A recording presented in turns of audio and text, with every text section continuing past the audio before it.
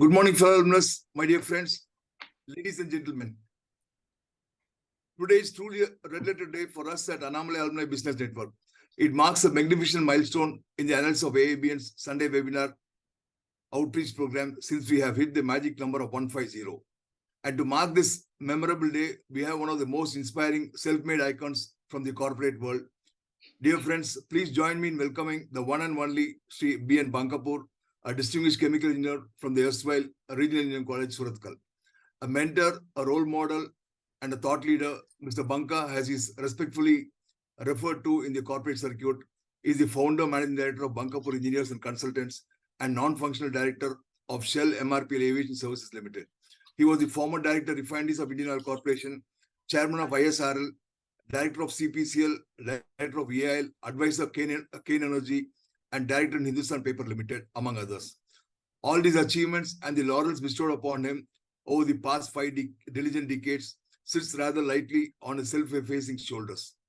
He was quick to gauge consumer behavior and rewrite conventional corporate wisdom with guts and glory. To people like Mr. Bankapur, success is a continuing journey and not a destination.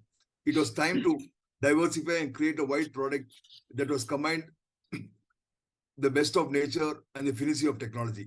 This inventive thought resulted in a gamut of successful products. Passionate and instinctive, this homegrown icon saw the coming of age of the country's oil major. Expansions rolled out one after another in a range of sectors.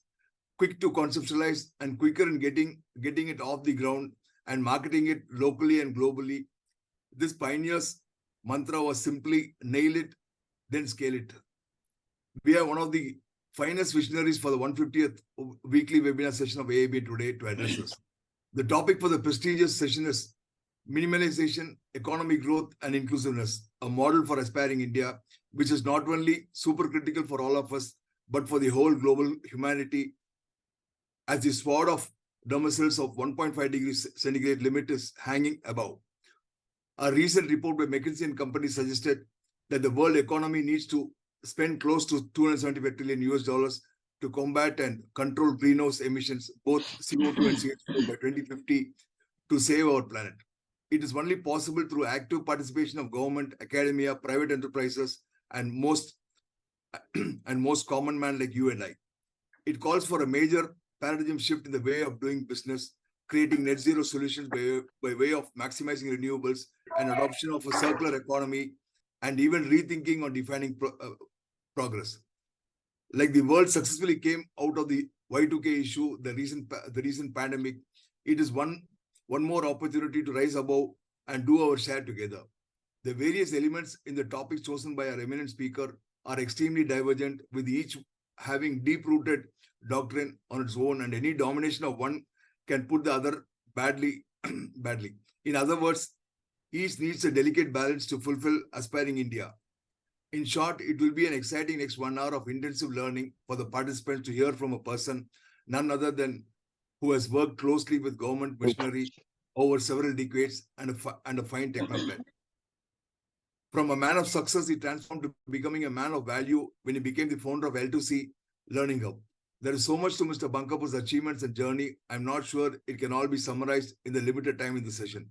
So without delay, I would like to open the floor to the one-on-one Mr. Bankapur, whose hard-hitting experiences are bound to inspire and guide you. His is a story of a dream that turned into reality only because of his passion and the grit to take the challenges. It is a story of the trump of hope and hard work, ideas and innovation. Once again, a very warm welcome to you, sir. We are truly privileged to have you deliver this special address today.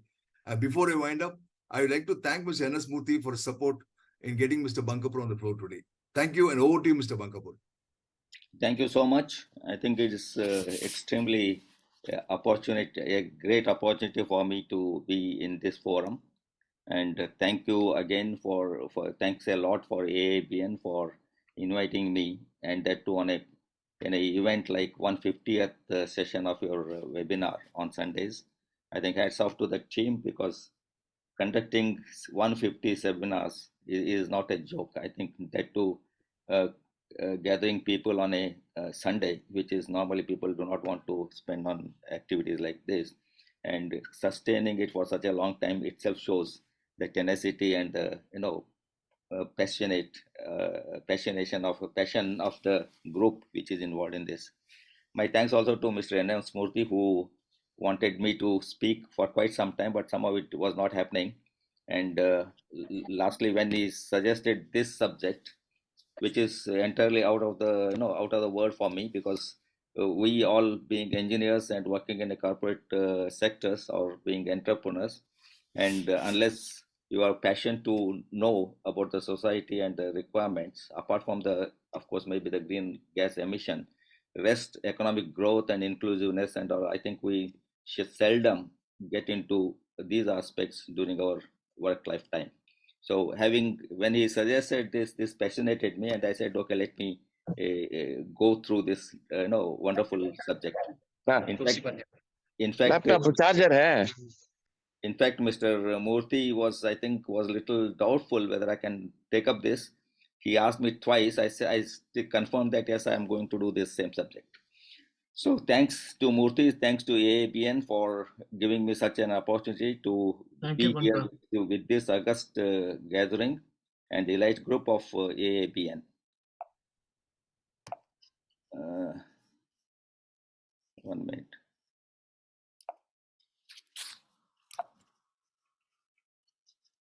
How do move it up or down? Okay, yeah. So we'll deliberate, as already suggested, issues which concerns our people and our countries for the well-being. We all know the major population of the population in the world, including our country, remains below poverty. So we also talk about the minimization growth, which has to be inclusive growth, and of course, as Gopi said, the environment which has become a bigger challenge than anything else as of today. And this is what we will look at, how what are the challenges and what are the opportunities for us to do, and what are the how we can really plan and go about that. Now, before we start that, I think it is essential to understand a few of existing status. All of us know it's India is the fastest growing economy in the world with 6.7% GDP growth in the current year. And in terms of GDP, India, which was lying around 10th couple of years back, is now moved to the 5th, and only behind USA, China, Germany, and Japan. And of course, the what you call, even though you are 3.7 trillion USD economy today, we still, I think, should not be too happy about this being the fifth one, because if you look at the per capita income in terms of PPP, power purchasing power parity, the income in India per capita is only 2,600 and 610 USD against, if you look at the top, which is 80,041, 410. There's a huge gap. In fact, USA is not the highest. I think there are some smaller European countries which even the per capita has gone beyond 1 lakh. So if you look at this, our people, the majority of the people are at lower category of the per capita. It also indirectly indicate there's a inclusiveness is missing. The money which is there, I think, is in a certain percentage of the people who have got are richer, and majority of the Indians remain to be at a poorer end. In fact, when we file income tax, suddenly if you are filing income tax for 1 crore and above, you are one of the top 1 or 2, 3% category. That only shows how differently the money is balanced. It is not uniformly with all the people. It is saturated in one group, while others tend to suffer. Now, regarding education, which is another key parameter which we should need to look at, our adult literacy is not really bad. Here, only the catch here is when we talk about literacy, we talk about only how to, if you are knowing reading and writing, you are called literate, rather than you have a qualification or you have a skills, or what, whether you are capable of doing things on your own. So the adult literacy is about 74%, and though the rural and is slightly lower than the urban. And global average, however, is 86%. We are not very far off from that sense. And your youth literacy is about 91%. But as I said, this itself does not signify much, as we this does not enable the citizens or the people to undertake some valuable value-added activities, because they really do not have the skills. So there is a shift needs to be done in the education curriculum, and quality of education really is a concern in India. Apart from few known education institutes, I think we have generally the government run schools, colleges lack a lot of facilities, the lack of quality curriculum, which needs to be really looked at and improved upon. Now, coming to the health and mortality, this is another important parameter for the well-being of the people. The mortality in India is about 7.4 per thousand population, whereas the current global lowest is 1.2 only, which is we have a mortality rate almost 6 to 7 times more than what the global lowest is. Same happens with the child mortality. We have the children which are less than 5 years. We have 30 people dying every year in every 1,000 people. So whereas in the global it's only 10. Again, we have 3 times more. So this type sort of data, when you really look at it, sometimes you feel little concerned that despite of this such a vast what you call knowledgeable people, elite people, and a lot of philanthropic going on, the actual the growth rate or the rate at which we should have provided this infrastructure is really missing. And the health education systems, which are essential for anybody's well-being, are really not up to the mark. Poverty is, of course, globally, it has been defined as $2.15 per day earning. This is a UNDP PPP model. And they say if there was someone is having earning less than $2.15 per day, is considered as an extremely poor person. So, and anybody who is not earning 2.5 becomes a poor guy in that sense, while for working out the poverty. Globally, you will find that 730 million people are below this. That itself shows how bad is the situation in the world, not only in India but totally. But the worst thing is, out of 730, as per the literature or the data which I have gone through, says that extreme poverty is in sub-Saharan Africa and followed by India. These are the two regions which contribute almost to about 50% of the total poverty in the world. This is little shattering for us to know when we say we are the fifth largest economy, and having 50% people of the people in the world of low who are poor in our country. That saddens. And then of course we need to look at, but as I said earlier, being in the corporate world, when you are working, you rarely tend to look at these aspects in the society. And that I'm happy and thankful to NS Murthy to ask me to speak on this. I did a lot of literature, and it appears very sad situation in the country today. Poverty in India, of course, that was the global, and we have discussed that.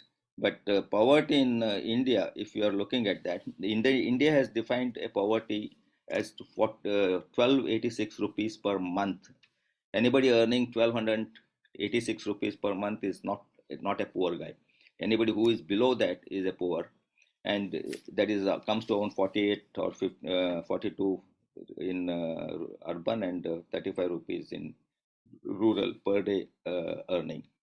it is hardly $0.5 at a present current exchange rate. At $0.5 per day, if his earning is not categorized as a poor, and he's a poor for guy who is less than $0.5. And here we find under this stringent, or what you call the very unacceptable level of earning, even then we find there are about 22% Indian population below this. This is a data which is taken from Niti Aayog. That itself shows how poorly is the country, even though we really boast of being fifth largest economy in the world. Now, what would be our aspiration then? There are two which I find are important in our present day situation. We need to raise the minimum living standards, not only in India. I think it's a global phenomena. Everywhere we need to do, because we found a large number of people are still under poverty line, below poverty line. Raising this minimum living standards is necessary, and beyond this, it's not that we only bring them above poverty line. If you are talking $0.5 per barrel, and that is not it is not necessary, it is not the end of it by bringing them to $0.6 and say we are out of poverty. I think we need to give them some minimal requirement, and those are to be met. That is the time when I think we can say that we have done reasonably good on each front of the in the nation building. Second one, which is as rightly pointed out by Mr. Gopi, is the second is the global warming. We are saddled with increasing temperature, and there's a commitment earlier. Their commitment used to be 2 degrees. We should not allow 2 degrees rise in temperature, but now it has become more stringent. Now it is about 1.5 degrees. Cannot be allowed to be increased beyond that. So that is a huge what you call challenge, and challenge I think which is unimaginable in terms of investment, in terms of efforts required. So let us see how we are prepared and how the world is prepared to do that. So as I said, India is growing, but pace is not good enough to meet the Indian our own people's aspiration. And second thing is there's no inclusiveness in this. The money is some are richer and many majority of them are poorer. This disparity has to be removed. The basic minimum human needs are not being met, like shelter, uh, even safe drinking water, things like that. That has to be given. Apart from that, we need to worry about the health, education, and security are to be prioritized. And of course, this is on the people's development and the needs of the growing developing country. And also we have, as I said, the commitment for 1.5 degree temperature rise has to be stopped. GDP to meet these two twin objects would be our endeavor and our India's aspiration to match with the developed and other countries. Now, what is minimal requirement? The UNDP, I was researching it out, and I found UNDP has already defined some minimal requirement for the people. And it says they don't say that it's a minimal requirement. They term it as a financial empowerment. This is a UN Development Program definition, and they say for a person to live very reasonably without any anxiety of survival, and to be a little comfortable, there's a requirement of $12 per day is a requirement for essential needs to achieve security. This $12 should it should enable him to meet his food, clothing, housing, and energy, safe drinking water, health care, education, communication, transportation, mobility. Then there should be some what you call buffer for cushion for his saving for the security of the for future. This is what UNDP has defined, and India also has defined in a different way. I'll just show it in the next slide. So this is what UNDP said. They said there should be civic engagements, there should be some buffer, clothing, communication, education, food, healthcare, housing, transportation, safe water, exercise should be there. This, when we are able to provide these minimum facilities to the people, and that becomes the minimal requirement of a for a person to survive. And this is, once a person is able to meet all this, I think we can call that he is out of poverty, rather than fixing $2 and saying that he is out of poverty. So this is where the big challenge comes to all of us. So as I said, this is $12 which we discussed, and in India, what the I have only there's no fixed number for you in India for talking about minimal requirement, but I've gone through various documents and found that daily wage is fixed for unskilled worker and skilled worker across various states and the central government. I found the average it comes to around 700 rupees per day for an unskilled person. And if you assume that as the minimal requirement, which assumes that he meets all the requirement as specified, which is about $8 to $9 in current exchange rate, that could be Indian minimal requirement for people to survive, or not only survive, rather have a reasonably good, reasonable life, a comfortable life. And even at this minimal empowerment population of $12, there is 4.7 billion uh, population would be going to be below the poverty line, below this $12. So today, if you put fix 12, you can imagine 60% of the world population is not able to meet even the minimal requirement which we just described. In India, yeah, of course, South Africa happens with the worst. 90% of the people in Africa do not meet this $12 per day. And India, we don't meet, 77% of the people do not meet. So even it's the lowest, it appears to be in Japan and China, which is about 20%. So if you look at everywhere, it is a problem. The disparity between the poor and the rich appears to be very heavy. Even 20% of people are in China or Japan are still not able to meet those minimal requirement, and India is really bad with 77% people not able to meet, you get even $12 per day wage. So this is the one in a pictorial way. As I said, India has got almost 1070 million population below, which happens to be 77%. So if you look at that, this is the one which is African Saharan. So it shows that how unequal is the money distributed among people. The economy of USA, which you saw, is in $100 trillion, and yet 20% of those people are still below, not able to earn $12 per day. So that disparity is really is a serious concern for the humanity. Now, coming to the growth aspects, if all this can happen, we can improve the life of the people, or we can improve bring them out of the poverty and give them comfortable living, can happen only when we grow. Now, growth, if you look at this economic growth, world today is about 104 trillion GDP, which is growing on an average of 3%, and it is likely to reach 135 trillion USD by 2050. And this is a CGR of about 2.5%. While in India today we are at 3.7 trillion USD, and we are the fastest growing economy at 6.3%, and we will reach about 30 trillion by 2050, where we probably will be the third biggest, largest economy. Population wise, 8.1 billion is the today's world population, and expected to rise to 9.8 by 2050. India 1.4 today will go to 1.9.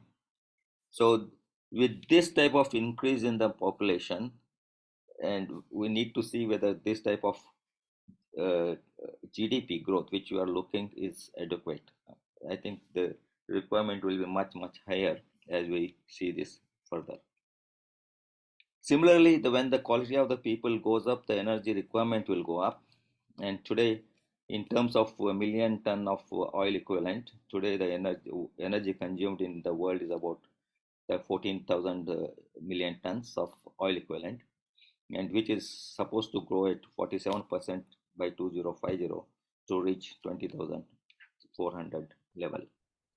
In India today, energy consumed is 833 million tons of oil, which will also grow substantially, almost double up by 2050 to 17 to 1800 million tons of oil equivalent. So, but look at the energy mix. The concern of energy mix is basically due to the fact that green gas emissions have to be controlled by uh, within, and so that our temperature does not go up by more than 1.5 degrees centigrade. Now, coal contributed heavily in the energy mix till now, and today also it is not. It's quite high at 27%, and in 2015, 2050 it is expected to come down quite drastically to 15%. Oil 30 to 28%, not much of a difference here. Natural gas is also not much of a difference. In fact, natural gas has gone up. Of course, renewable has also grown considerably. Whatever is the drop in coal probably is shown in the renewable. Renewable from 17% it has gone to 27%. While in India, if you look at the Indian conditions, coal is also drastically reduced. Coal has been one of our greatest energy source till now, and coal reserves being very high in India, and that was the one which was giving us a lot of energy. But the pressure of the green gas emission is pushing government and everyone to reduce it, and naturally, even though we have reserves, this dips down by 2050. Oil is also coming down drastically. The reason being we import 90% of our requirement are from the imports only, and that also helps us to reduce our foreign exchange outgo if you are able to bring down the oil. Now, natural gas is more or less on the same level, but if you look at the renewable today, I think we are the pioneers in renewables, in solar and wind energy particularly, and also to some extent in the bioenergy, biodiesels, biofuels, and that is a great uh, thing, and we need to be really proud of that. India is now pioneering, and it is could be a game changer for India to be one of the largest economy. And this renewables from 23 it will rise to 44% in the energy mix, which is almost half of it. Half of our energy in 2050 is expected to come from renewables, which if it really happens, I think is estimate projected.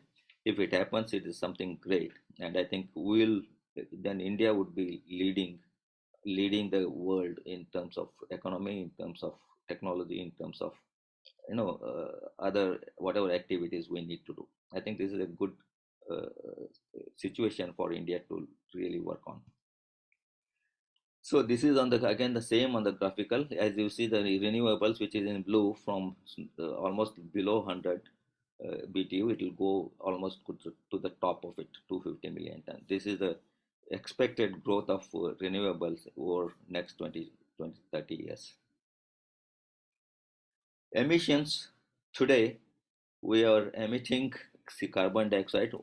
Apart from there are many others, but I think carbon dioxide is one of the major green gas, which is about 32 billion tons of gas is emitted into the atmosphere today. And of course, it will continue to go up. Even in 2050, we find it is 44 billion tons of CO2 will be emitted. So this is not only in the developing country or poor countries, it is both in the developed as well as in the developing countries we find this phenomena. So challenge to achieve net zero emissions by 2050 to keep rise of temperature below is a big challenge, though this is part of the Paris Agreement. So this is related emissions levels, the same whatever we discussed is been depicted in this drawing, in this graph. So then what are the challenges? If we are to really achieve, bring our people and make them earn at least $12 per day, and also look at the green gas emission to be lower to such an extent that the temperature does not go beyond 1.5 degrees more, then there's a huge investments are required to provide everything, rather all infrastructures. For like countries like India, it becomes housing, roads, schools, universities, uh, sorry health requirement, transportation, ports, airports, water supply, energy, anything, everything you talk, that is a shortage in the country today, because as we saw, our per capita capital is very low, per energy consumption per person is very low. So you really want to bring these people, give them all this facilities and comforts, everything has to be done in a very mega and massive scale. Rapid improvement in living standard will also, as I said, will require energy, and hence energy requirement will go up.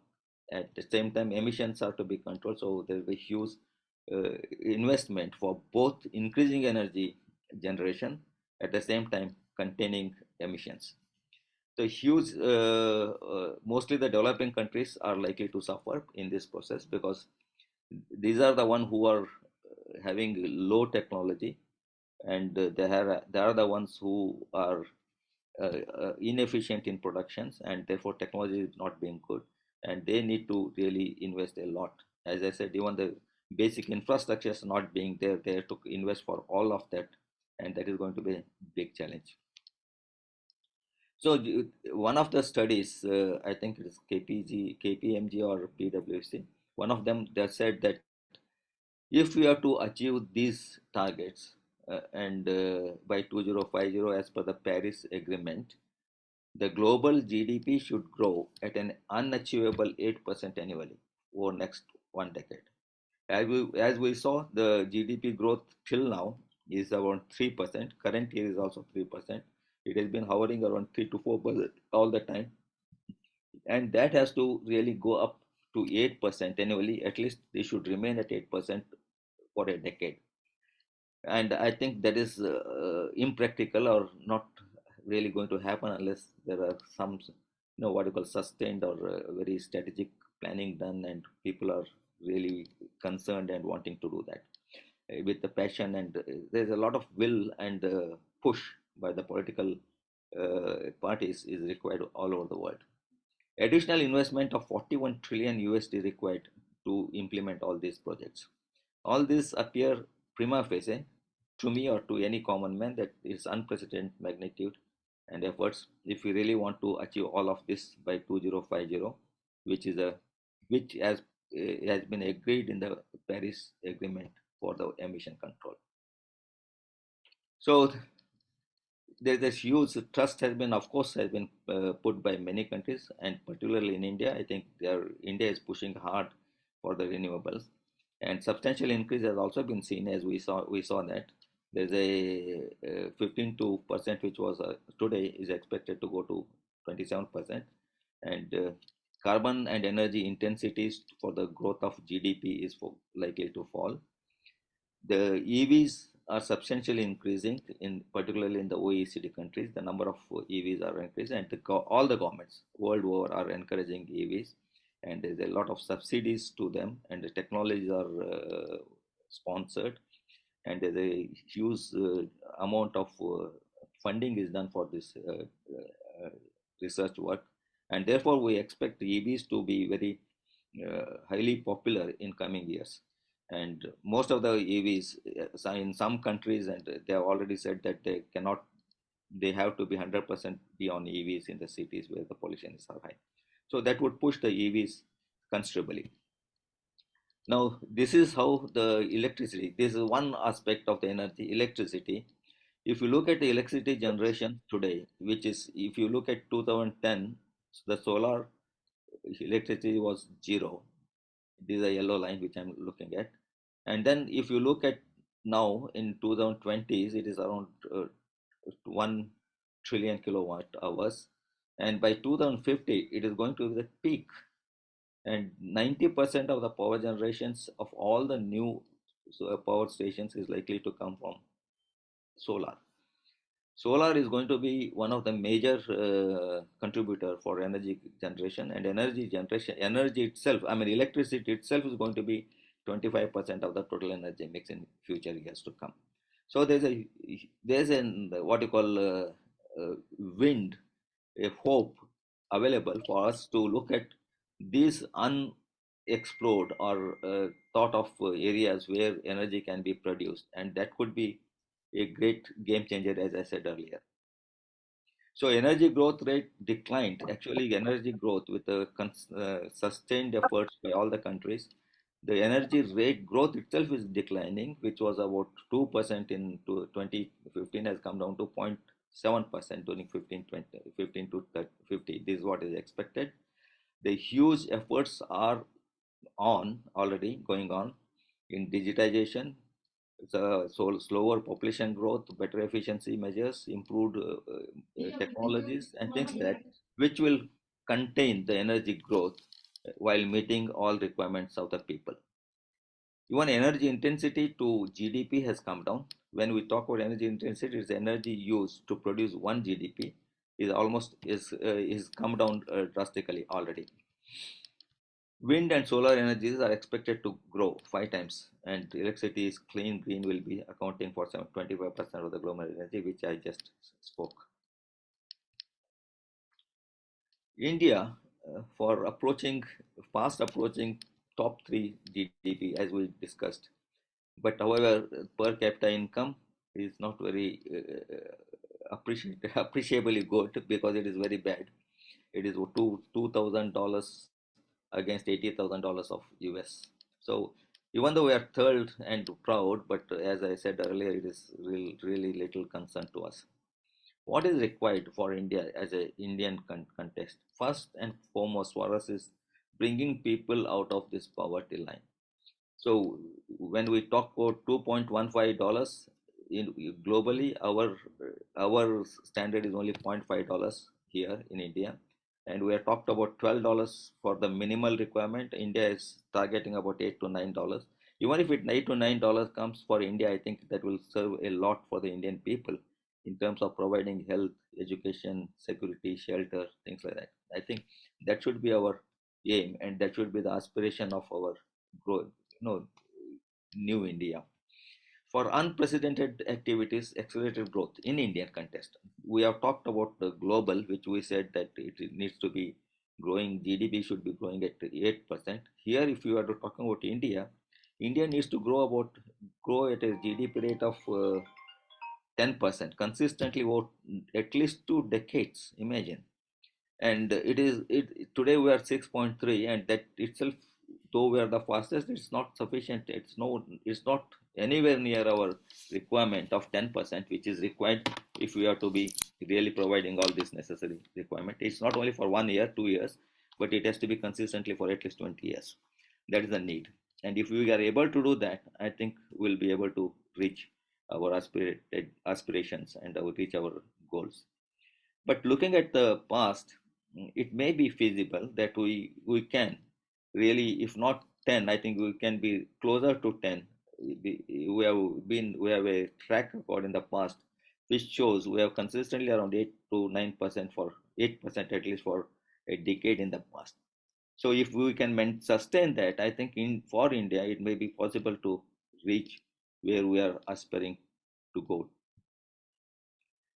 So, of course, this also needs to be little more disciplined in stopping unproductive expenses and eliminate investments which are not really required, so that we are able to meet our people's aspirations. And of course, when we say this amount money is required, funding is required, it's not to be borrowed and then implement. I think that would put a country in a very bad conditions in future to come. So it should be self-generated, internally generated, and then used. And borrowing has to be kept to the minimum so that we are not burdened with the debt in a future years, or we get into debt trap in future. So Now, this is the what you call essential progress to the bold. This is what is the requirement. Now, there are three aspects which we need to look at: growth and innovation. There should be good amount of growth in terms of GDP. There should be economic inclusion. People are to be included, and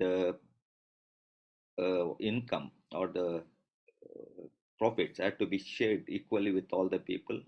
It cannot be that poor continues to be poor and rich becomes richer and we become number one GDP. And of course, this is a add on to all our challenges. There is a net zero transmission. So here in each are conflicting to each other. When you talk about economic inclusion, you require higher income for the people, human capital, and upskilling is required. Then there is a labor-friendly policies are required. Productivity has to be improved. Higher capacity for are required. Market distortions have to be stopped. Rising inequality has to be stopped. All that will come. And here on the near net zero, we have discussed various activities which needs to be accomplished here. For net zero emission, multifold actions are required at a very uh, which are very capital investments in variety of activities.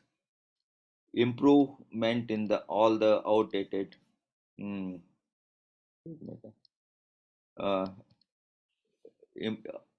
as on sorry, I went back. Use of energy and improvement in outdated and manufacturing units has to be removed. We need to have the energy efficiency best practices apart from utilizing renewables and low intensity options. Focus and accelerated growth on renewable energies, innovative technology adoptions. These are the, I think, basic actions which we need to take now.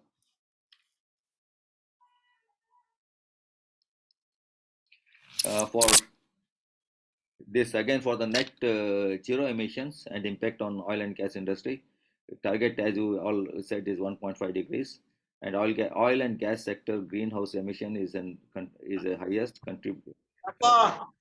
One minute. Just 1 minute. I want to remove this. Okay. Yeah. Is about 15%, but contributes only 1% of the total clean energy. You can imagine how our oil industry people behaving worldwide. They contribute 15% of greenhouse gas emissions are from the oil industry, oil and gas, and the investment to remove or destroy this reduce the emission is only 1%. They invested only 1% on green energy initiatives, while they contribute to 15%. So basically, oil industry is not contributing much to the reduction in the gas emissions. Methane today contributes 50% of emissions, which is again from the oil and gas industry. Emissions are to be cut by 60% if we are to be really wanting to reach that 1.5 degrees centigrade by 2030 itself. And which means that the bottom line of all these oil companies will be badly hit. And they are going to go as low as 60% from the present level.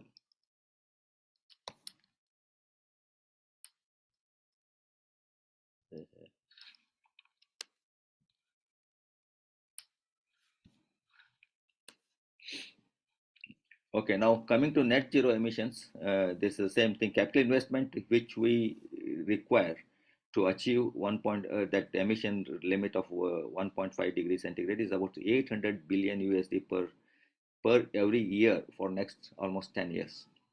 So this is a huge investment. I think absolutely unimaginable investments which the world has to do on achieving this zero emissions standards. The investments of refineries and oil industry, which are, sorry, I think I mistook this. So the first one, the 800 billion USD is invested by oil industry today in their own activities, not for abatement. So 800 billion USD dollars, which industry invests today, will fall to 400 billion USD by 2030 and nil by 2040. So oil industry in generally is going to be badly hit because of emissions. So the investments will come down and they'll become negative. By 2050, I think existing operating refineries or the production has to come down. As per the estimate, one estimate of PwC, it says 7 billion million barrel per day of crude will production will get lost by 2050 compared to today's level. So, however, the gas and oil and gas operations will not totally disappear as projections show. 24 million barrels per day of oil will continue to be produced, of which, of course, the shift is not for the fuels. 75% of the production of oil will go for petrochemicals rather than producing fuels. And similarly, the gas, natural gas, 920 million metric cube of natural gas will be produced, of which 50% will be used for hydrogen rather than for the transportation fuel.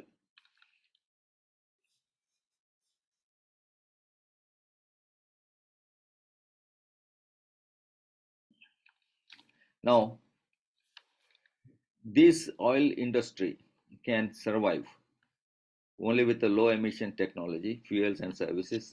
So they need to shift, quickly look at what they can do to survive them so that they can survive even in the future when the emission levels are going to be critical. So low emission hydrogen and hydrogen based fuels. I think our oil industry needs to be seriously looking at converting all their activities to a low emission hydrogen and hydrogen based fuels rather than continuing with diesel, gas oil and things like that. So they need to look at carbon capture, utilization and storage. This is essentially required to immediately contain the emission levels. But of course, it may not be able to sustain for a too long time because capturing is means it's only storing somewhere underneath the earth and cannot use that cannot go on for too long. So they should look at converting themselves to bioenergy rather than fossil based energy, which will become that biofuels, biomethane, biodiesel. They can look at SAF now for the aviation. So they need to slowly and steadily switch over to bioenergy, and then they have a fantastic capability of offshore handling. They with a lot of oil drilling on the offshore. They have too much of a good knowledge on this on handling on the offshore, so they can look at offshore wind as one of their energy source rather than oil from the well. So there's technologies with them, facilities are already, infrastructure is with them, and I think there could be one area where they can easily switch over to offshore wind. Then floating turbines could be another area where they have expertise today. Geothermal energy is another energy which they need to really look at. Then coming to plastics recycling, plastics are going to continue with the polymer growing and a lot of gas going to petrochemicals, a lot of oil going to petrochemicals. So there would be recycling could be one of the activities for them. Lastly, the EV charging. Today they've got thousands of retail outlets, pump stations for supplying fuels. All of them should be converted or should get converted to EV charging so that they continue to their operation. They continue to serve the people, but in a different way. And these are some of the areas where by which they can really sustain themselves in future without otherwise they're going to be survival could be a serious issue unless quickly and steadily they make strategy to switch over. Coming to emission levels and then Indian concerns, energy requirement in India will certainly go up with the improved quality of people, and and as if we need to give comforts to people, we need to provide energy. So despite of the energy index intensity coming down, but still energy will grow up. Its economic growth has been, as you said, is highest we know, and it has to continue to be there at a very high rate, maybe beyond 8% continuously, so that we are able to reach our goals faster. See, today there is another concern or activities which is bothering is the rapid urbanization in India. As per the government of India's document, every year we have a once urbanization is to the extent of creating one city of London size every year. So that is what's happening. And once you are into urbanization of this level, the infrastructure at urban is it becomes a handicap. Needs to be a lot of housing, the roads, water, electricity, everything comes into picture, and that could that is a challenge for every state and every municipal corporation do to meet those requirements. See, electricity connections is still a long way to go to provide to everyone, and as of now, I think the last 2 decades, as per Niti Aayog says, they have been providing 50 million connections of 50 million people have been covered every year with the new connections, and this is yet to still to continue. With this is again a enormous activity and needs to be done in a fastest possible way. And while we do all above to meet the needs of the people, we also have to look at emissions, because all the above four will increase the emissions level, and that we need to be within that limit of whatever is been agreed by the government in the Paris Agreement and again in the UNDP. So as far as the India's status on emissions is, between 1950 to 2018, in a long span, India has emitted rather less than 4% of world's total emissions, and this with 17% of the world population. So practically, if you are looking at our contribution to the world environment emissions, it is practically negligible per person. So the per capita emissions is 1/3 of the global average today. And naturally, and similarly, if you look at the per capita electricity consumption, is 1/10 of a household in USA. So we are really not using energy. We are not contributing so much to the emissions, but that as a part of the global family, India is also needs to do a lot on controlling the emissions, though it is not our creation. It is created by the present developed countries, and I think every one of us are bearing the brunt. Now, India is committed in making developmental choices which will ensure the growth, yet they will also control the emissions. I think there's a strategy in the government. All the projects or all the new infrastructure development would critically look at the emissions as well and ensure the growth takes place at the same time emissions remain within our limits.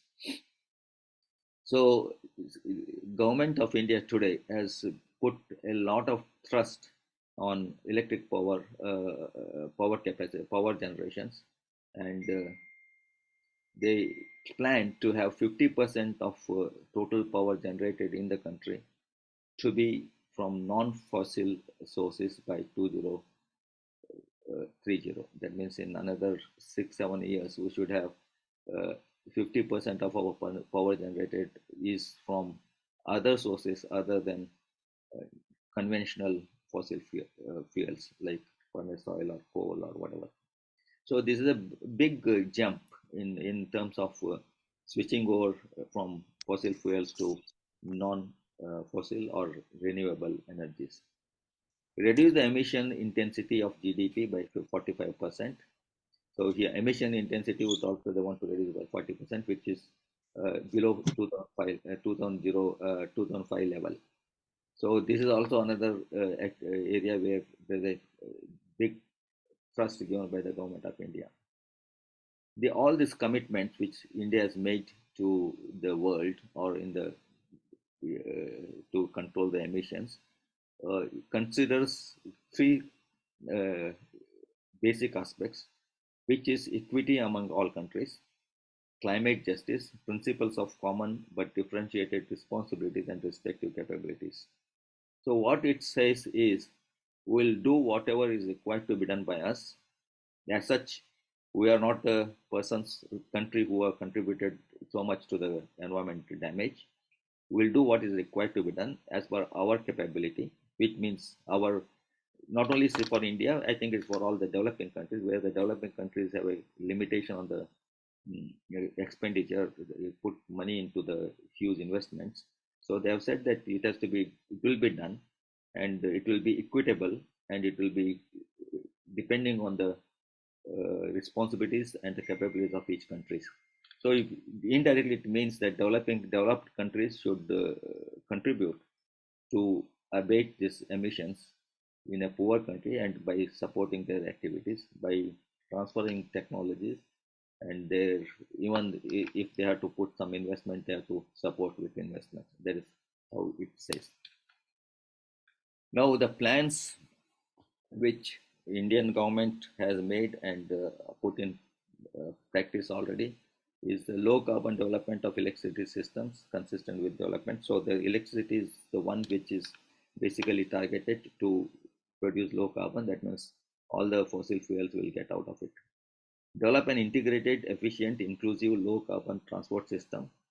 The public transportation system has to also move from fossil fuels like diesel to low emission systems, which could be hydrogen, which could be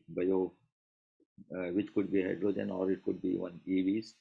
And public transport like metros or rails have to be totally on electricity. They are already. And so the transportation could one area where the emissions level could be drastically reduced by going into EVs and electricity more. Promote adoption of in urban design, which again, as each municipal corporation, I think already has taken note of it, and there are a lot of standards, norms designed and put in when they approve the building construction. So the urban design considers each building has to be more efficient, energy oriented, and the material efficiency in the buildings has to be included, so that there's a sustained urbanization, and yet there is less of energy consumption, and there's less of emissions which happen due to the urbanization, which certainly cannot be stopped. So there's a promote economy-wide decoupling of growth from emissions. This is what it ultimately says. You use innovative technologies, use unconventional models, so that you grow and you provide every facility to the people, but at the this does not get into emissions.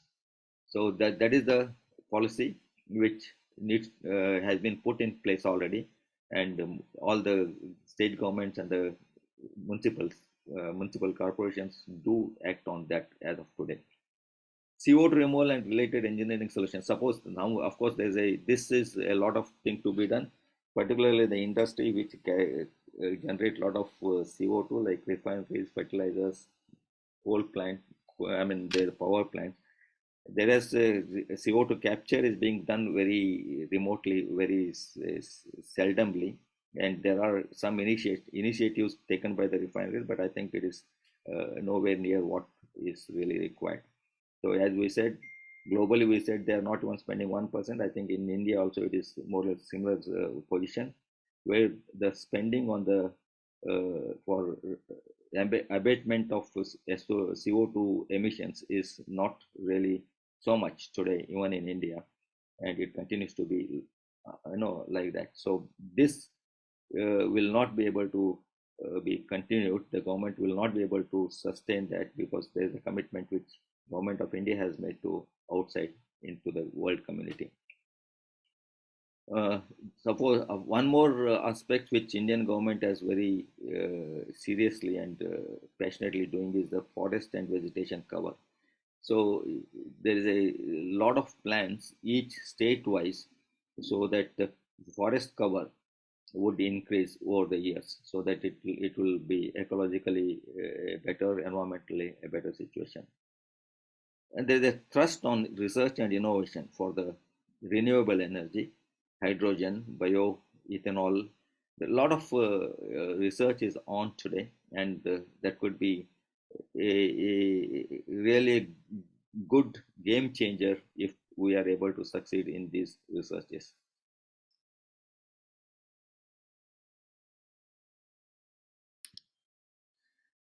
Then our targets and our achievements till now in terms of growth, in terms of emissions, are like this. We will cover in next 1 or 2 slides. In terms of power, installing 500 gigawatts of renewable energy capacity, reducing the emissions intensity of its economy by 45% is a target, and reducing a billion tons of CO2. This is what has been targeted only for 2030 in 7 years' time.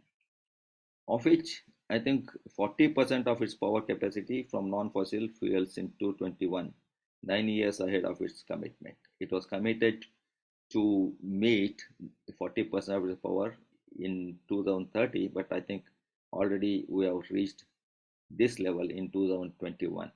So there's a huge sense of satisfaction of reaching, converting our power generation to more of a renewable non-fossil fuels right now, and our objective or the ambition of reaching 500 gigawatts is easily done. So share of solar and wind in India's energy mix have been grown phenomenally. I think every one of us know that solar is becoming a very is a key word in every aspects of our day-to-day life. Whether it's a household thing, every house today we find a solar panel on the roof, and I find in many places the solar panels are put very innovatively. Somewhere I saw that over a bridge, its whole bridge is covered with a solar panel. So there's a sense of doing something which will help people to reduce the emissions, and it also is, I think, is economically good to have solar installed, where it saves your energy bills.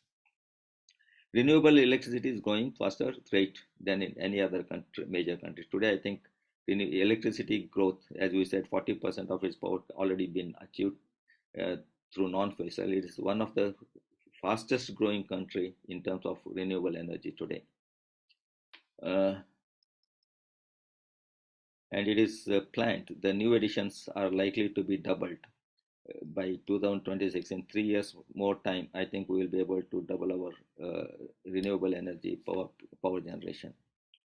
In terms of bioenergy, also I think India as a country has done reasonably good. It is now one of the world's largest producers of modern bioenergy, and of course we also have a big ambition to scale up this across all economy. The IEA expects India to overtake Canada and China in the next few years to become the third largest ethanol market worldwide. So today, United States and Brazil are the topmost countries where the bioenergy is the key and a major energy source, and followed by Canada and China. I think the way India is now growing, I think we'll be able to be the third largest in a couple of years to come. Here, the bioenergy is basically talks about the ethanol and biodiesel. And if you look at that, every nook and corner, wherever there's a big gaushala where they have 10,000 cattle or more, I think there's a bioenergy plant put up, which happens to be from the cow dung or other agricultural waste. So looking at agricultural waste and other animal waste which we find in the country, throughout the country, I think there's a good scope and potential to generate a huge amount of energy through this route. In fact, I was earlier studying, looking at a project of using cow dung or other agri waste for production of biogas. Even imagine, even if you produce a small amount of 0.5 megawatt in a village, it is a wonderful thing to happen, because in a village you can source all the cow dung, all the waste, and convert it into power. You can easily generate about zero point 0.3 to zero point 0.5 megawatt power.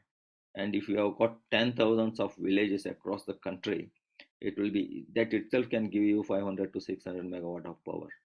And that needs to be taken on a passion. In fact, I wanted to push that, and we had made one presentation also to ministry, but I think the issue is of a collection of the waste feed for the plants, which I think, as you know, today the municipal waste is controlled by mafia rather than any system. So that would put a private investor into a trouble. So I think that's how it is little hold. Otherwise, I think government needs to take up this as a mission, and by doing so, they can generate 500 megawatt power without any investment of their own. Now, subsidies and policies of the government also helped in controlling this emission levels. Like the earlier, we used to get subsidies for petrol and diesel, which have been removed, which all of us know. And of course, there are a lot of subsidies which are now coming on electrical vehicles. There are subsidies on solar power generation, which will help us to push the people to get into these activities, and which is help in growth and also in generating clean energy.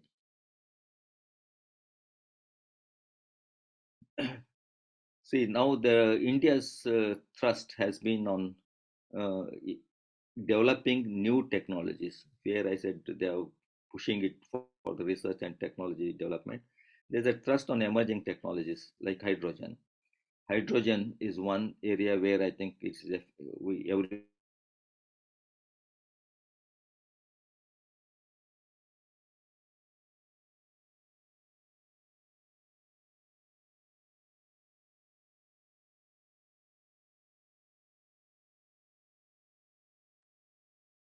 Gopi, did we lose him? Gopi? Yes, sir. Yes, sir. Yes, sir. It looks we have lost him. Yes, sir. I think there's some problem with the connectivity.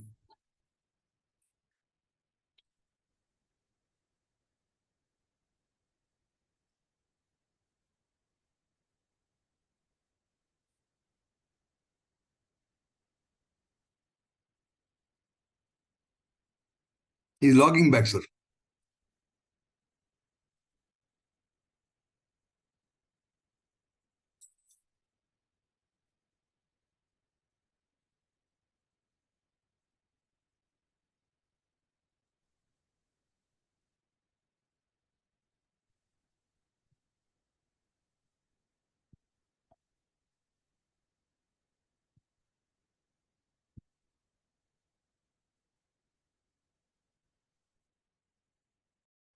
yeah.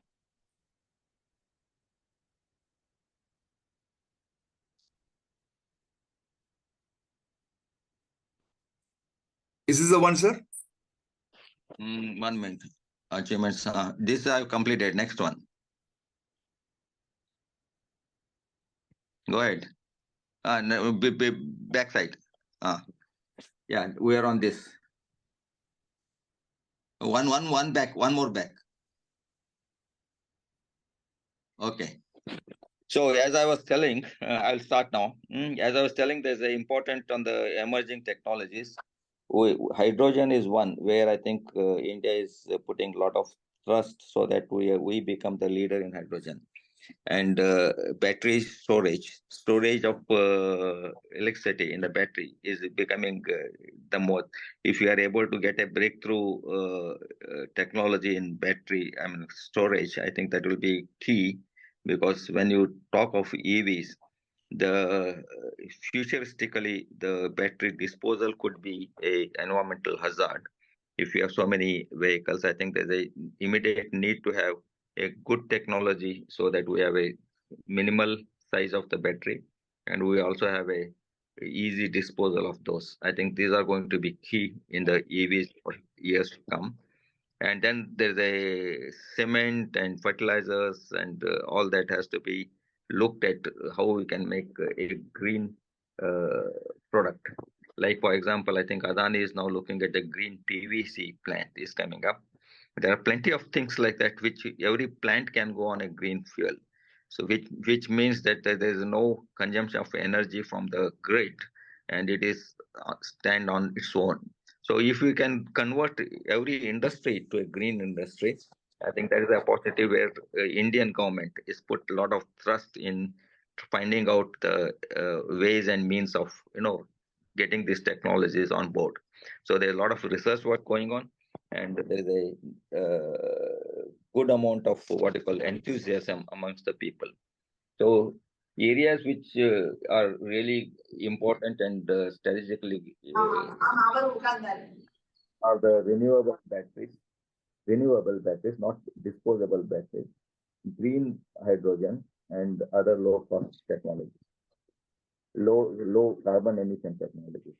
These could create a market, quite a good market, and which is worth almost about 80 billion in 2030 itself. So if that can be done, I think India would be one of the great countries to where the others need to follow. So we could become the leaders in many of these new areas of activities. Green hydrogen will play a major role in achieving the net zero emissions and decarbonizing the hard to abate sectors. So green hydrogen is one which also is important in Indian context, and which will again we can become a leader in that. India also aims to become a global hub for green hydrogen. It's and export. India could really easily create 6 million tons of green hydrogen demand. So this like we import energy from outside. I think others can start importing energy from us if we are able to do these few things which are essentially renewable energy requirement. So this is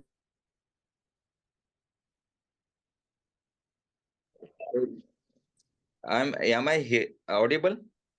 So you're audible, sir. Okay. So India needs to put a lot of efforts in these activities, and then get into 1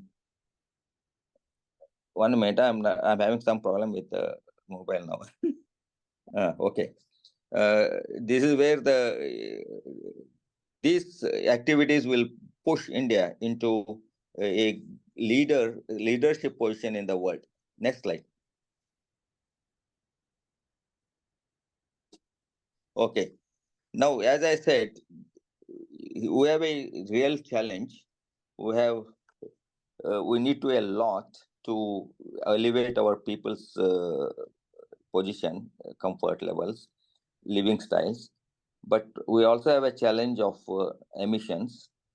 But today, I think India should look in a different way. And I think it is an opportunity, great opportunity for India and Indian people to shift the game, make a new game into the whole energy requirement, and become a exporter of energy rather than importer of energy as we are today, by getting into couple of things which I just briefed. One is hydrogen, other one is disposable renewable batteries, and then production of hydrogen and production of this green technologies.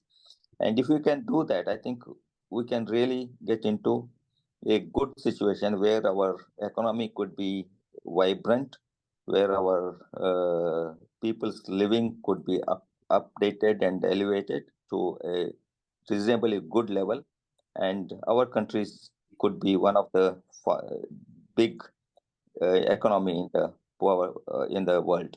I think there is an opportunity. I look it differently rather than looking at the situation that where we have a challenge. I think this is a great opportunity at this moment of time for India to outshine others and become a leader in energy. Next one. Okay, now I think I have come to an end. I express my gratitude to all the institutes from where I've taken information or taken guidance, which includes PwC, KPMG, then Harvard Business School. I also talked to Niti Aayog and PPAC of Government of India, and my gratitude for their taking information from their publications as well. And lastly, thank you to AABN for giving me this opportunity, and also thank all the participants for a very patient hearing. Thanks a lot. Now I'm open for any questions, if any. Yes, thank you very much, sir. We'll keep the floor open for question and answers now. Participants, please unmute and ask questions, please. Ram, you have put your hand. I wish to thank the AABN team for organizing this wonderful seminar, and it is a wealth of knowledge being shared. Thank you, sir, for bringing so much of knowledge and an awareness of what's happening and what's going to happen. Thank you, sir. Thanks a lot. Ram, yeah, please go on. Yeah, good morning, sir. My name is Ram. Thank you very much. It was a great session.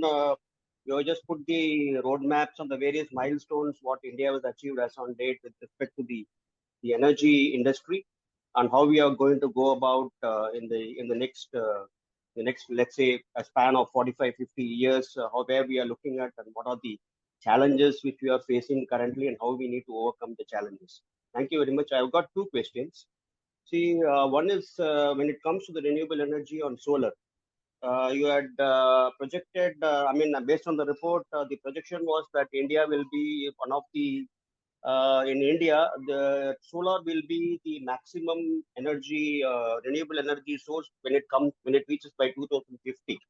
So in this, my question is, currently, if you see the affordability of solar is pretty high, and there is a huge gap when it comes to the investment on solar and what is the returns you get, because the ROA as of today, it is really the bandwidth of the ROA is pretty high compared to what we pay for the current fossil fuel electricity generated by the generators. So one is how do you look at the affordability can be addressed? This is one part of it. Next is what is the role of the political influence in this to go ahead in reaching this affordability part? This is my first question. The second question is slightly with respect to my domain. I work for I'm in the learning and development domain in training and HR. I just want to understand, since you have served as the highest position in the oil industry in IOCL and other areas, I would like to understand what kind of learning and development you have been bringing to your employees when you had held office, and what was the impact of that? So these are my two questions, sir. Thank you very much. Okay, the first one is on the power generation by solar and its affordability. I think if you look at the solar earlier, let's say in the beginning, maybe about 10 years back, and today, I think the costs have drastically come down. Though even though today it may be still on a higher side, but whenever we look at that, if you look strictly at a 5 years return or 15% return, I think that may be a little doubtful, or may not be able to reach that levels. But if you look at little longer period, I think today for example, I'm looking at a solar power for my society where I live in Baroda. It's a 66 apartment small society, and we're looking at the economics of putting up a solar panel on the rooftop. Initially, we found it is little unattractive, but then we said that it's a long term. It's not necessarily that all the money should be paid by in 5 years or 6 years or something. Even if it goes to 7, 8 years, really does not make much difference, because here we are not looking at investment for purpose of getting return.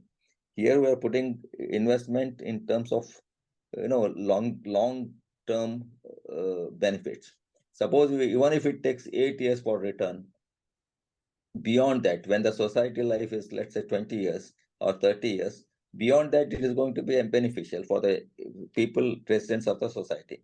So there has to be some slight shift in, in the way we evaluate our projects.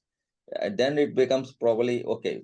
And today we have an access to the power, which is cheaper, maybe by the conventional method. But I think that may not remain so in future to come, because with so much of pressure on emissions, maybe the power cost will go up otherwise also.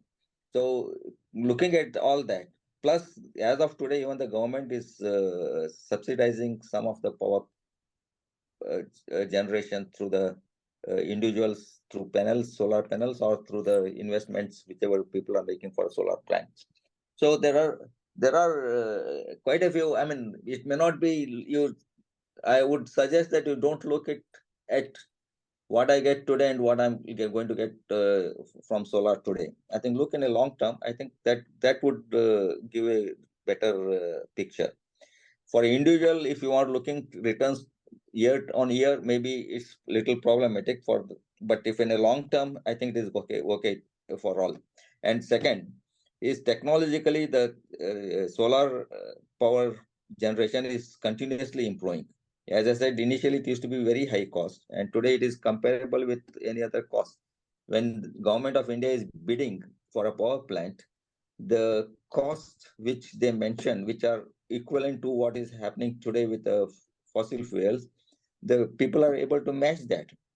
So I think technology wise it's improving, and affordably should improve, and it should become normalized in maybe a couple of years. That's what I personally think.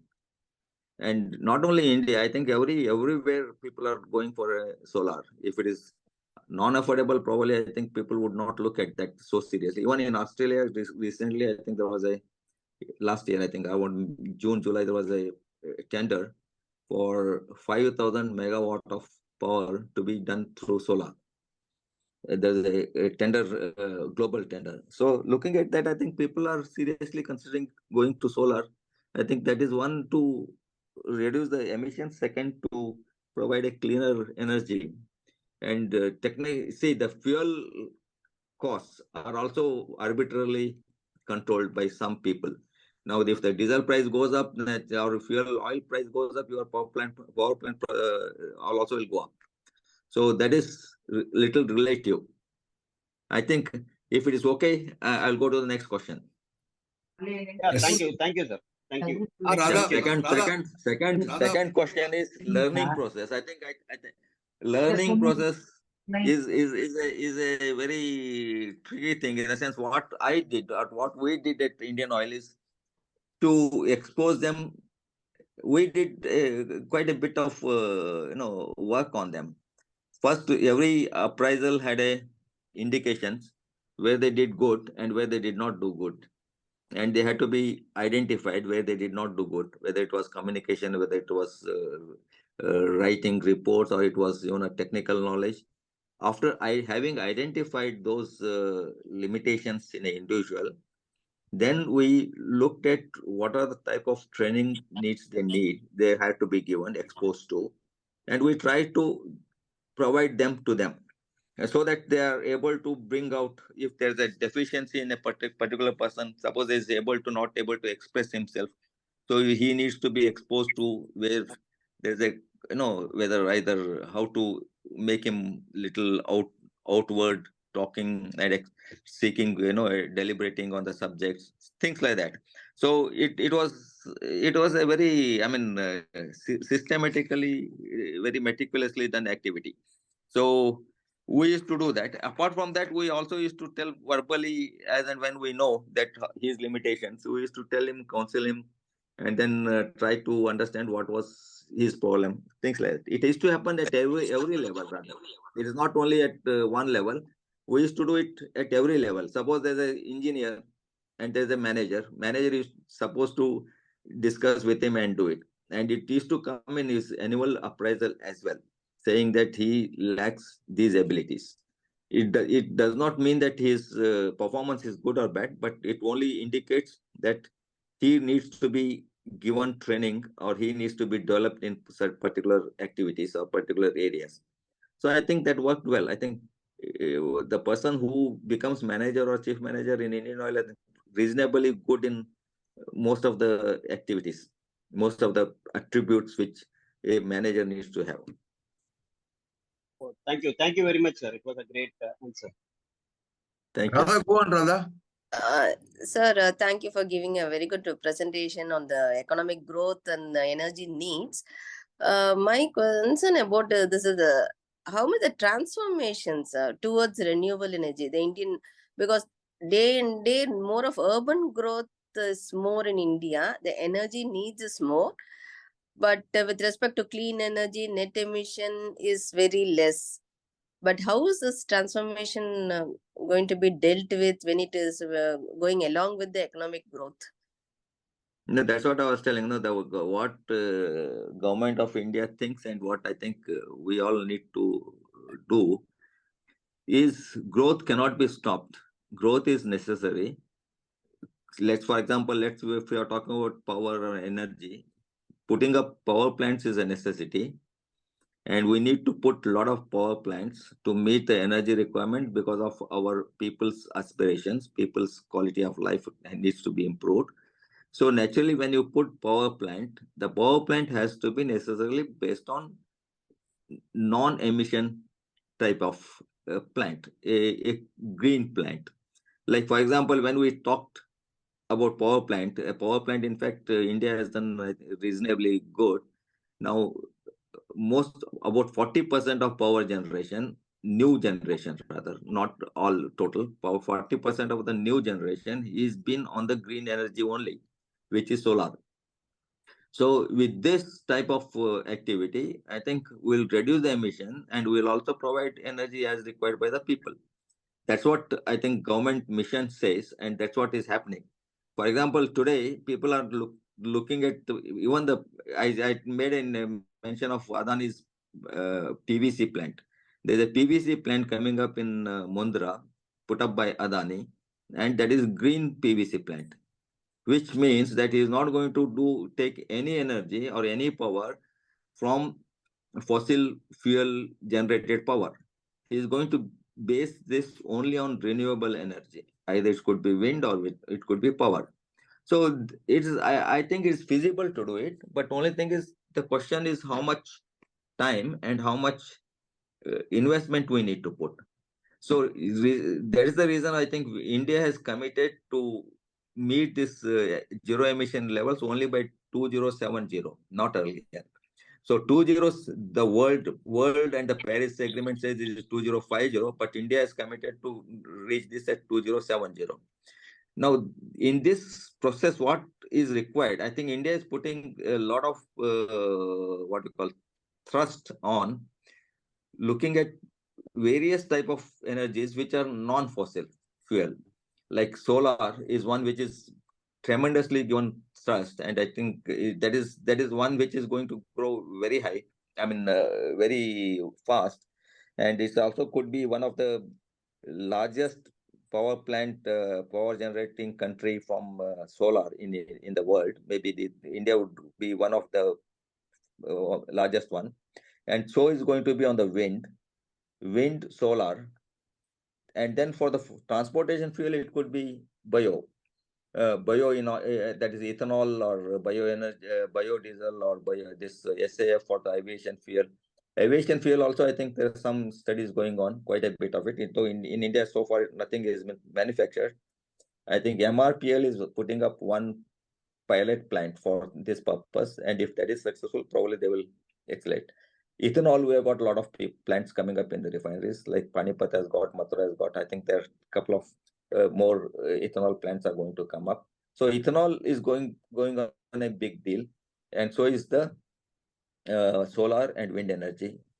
Third one is hydrogen. Hydrogen, of course, people are now looking at producing hydrogen through a green hydrogen. Green hydrogen is again using solar power and water for using electrolysis method, which was studied in the school for production of hydrogen. If that happens, there is no emissions and hydrogen is produced, and hydrogen can be used as a fuel. So there are quite a few things happening, but pace needs to be accelerated. And for that, huge investment is required, which could be a constraint. And that's why it may take a little longer time, but it will happen.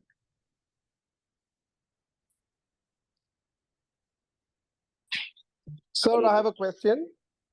Yeah. My name is Paul. Continuing with what you were just saying, right? If solar is so important, I'd like you to tell us, is India actually producing a solar cell today? And is it cost competitive? No, it is not. So this And seems to be the core of the there is thrust a lot that of actually we need to be pushing on, right? A country with so many engineers and such brilliance, but we keep buying all these great things for our future from outside. Be it for your wind plants, all your turbines and all your propellers keep coming from France. All the solar cells come from China. The core is being missed out, isn't it? No. I agree with you. I agree. I think that's the thrust now on a research. This is what I told you. Now there's a shift in the thinking that we don't have to depend on outsiders.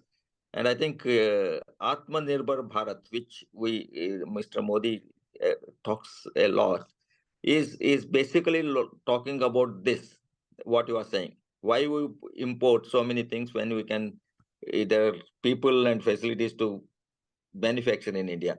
Even the solar panel, I think, is under, I have no definite knowledge, but I think there are discussions going on for manufacturing or producing solar panels in India, including the cells, volcanic cells. So I think it's time. I think, really speaking, where I'm fully aware of research work on the hydrogen, I'm fully aware of the research work on the bioenergy generations. But regarding this particular solar panels research work, there's no need to have a research work. You produce in India. That's also is one of the way of doing it. I think the second aspect is being very seriously looked at by some of the industries in India. I do agree that we need to give more trust on manufacturing in India rather than importing them from outside. Thank you, sir. Actually, this solar in the upstream side, to produce solar panel, the polysilicon are very, very essential. But currently, 98% of the polysilicon is produced in China only. So we are wholly dependent on the China for this polysilicon. Correct. Yeah. That is the issue with the solar. Yeah. You're right. Yeah. Sir, I'm having one. Yeah, Aruldas, please go on. Please go on, Aruldas. Hello. Yeah, go on, Aruldas. Can I ask one question regarding the future somehow lies in the shifting of fuel dependency on renewable source like solar and wind, but we have forgotten nuclear energy because we are having enough resources when compared to all other countries like thorium. If thorium is, we are going to convert to uranium-233 in future, and this gives enormous energy resource, which can even 150 years energy requirement as on today, it can meet. Therefore, the mixed energy resources are required in India, not only the solar as well as wind. A reliable source means the nuclear energy is also required to be included in the renewable energy. That's what we should also think about that. And also developing a mass transport system for moving passenger traffic as well as the good traffic from road to rail. It has to be considered very seriously today. These are all the two areas I want to ask this. No, I appreciate both the points, but I think nuclear, there has been some what you call break has come worldwide, not only in India. After I think that Japanese nuclear power plants got flooded and having subsequent lot of environmental issues, and thereafter I think there is a trust has shifted from nuclear energy to others. Maybe the associated risks are too many to handle. Maybe that is one reason. I'm not very sure. But of course, if there's scientifically we can manage that, because there's a nuclear waste energy after the energy production, the waste disposal is also an issue there. Maybe that is bothering the industry or the people. I'm not very sure, but I can only make a broad guess on that. And second thing is on a railway movement. I think railways are improved a lot in India. I think there's a huge improvement both on passenger as well as goods movement by railways, apart from roads. Even the roads in India are improving and times are reducing for between the cities. This will also help us in reducing the energy consumption and thereby the emissions in both way. The better roads, better faster roads, and that will reduce the fuel consumptions and also help us in giving the comfort to the people of easy movement. So roads will continue to be one of the transport media, while railways are also increasingly improved. They have improved. I mean, if you look at last 15 years or 20 years back, and what it is today, I think rail movement is much larger today.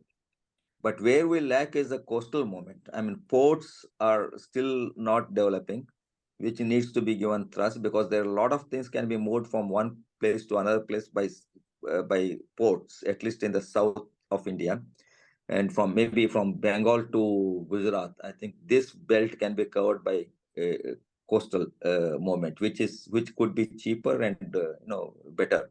So that, of course, needs to be added on to whatever is being done today. Thank you. Thank you. Sir, my name is Ganesh. I want to ask you a question. What is the fundamental difference between net zero emission and emission?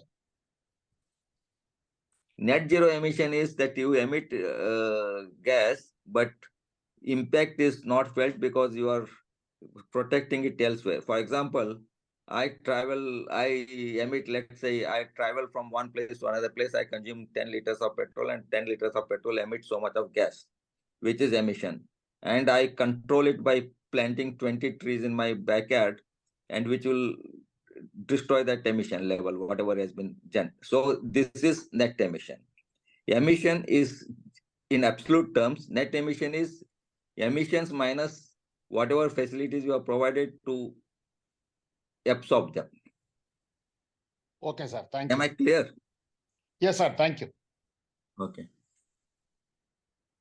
Sir, when we talk about net emission, you mean we are not saying that emissions will be zero.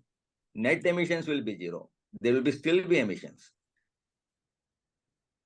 Yeah, good afternoon, sir. This is Yeshwant from JNK Renewable.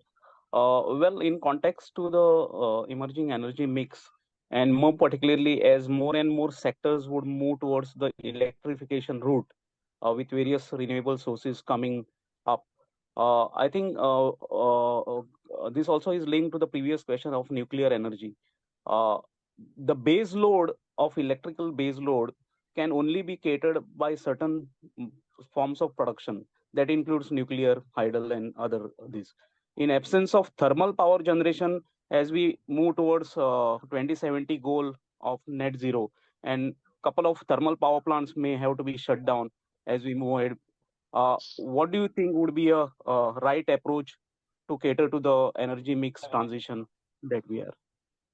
No, you don't have to shut down existing power plants. That power plant, for example, the generators and the transmission system can continue to be there. Only the feed will change. So the energy, for example, if you are using electricity for running your turbine motor, then this electricity should come from a greener source like solar rather than using the fuel. Boiler will be out. Boiler will not be operated, but the power plant can operate, turbine can operate. So you don't destroy the whole power plant. Maybe the steam generation, suppose it is now coal to steam to power, the coal and power boiler will be replaced with solar. That could happen. So I don't think we demolish total power plant. Sir, Pradeep from Mangalore. Yeah. Thank you, sir. Yeah, thank you. Will storage also contribute? Storage battery, because just like solar power, as you said, the price has come down by 80% or so. battery technology also is improving. Do you think that will solar plus battery, will it give the base load, sir? What is that? I could not follow your question. Can you repeat? Battery cost will also become new development, just like solar. If the price comes Yeah, down. that's what I said in my presentation. Battery has to be a area of concern for us for two reasons. One is the cost of the battery, and second is the recharging, and after certain time it has to be disposed of. Right now we are not feeling that pinch because we'll recharge for certain time, and it cannot be recharged continuously, and some elements of the battery has to be disposed of at later date.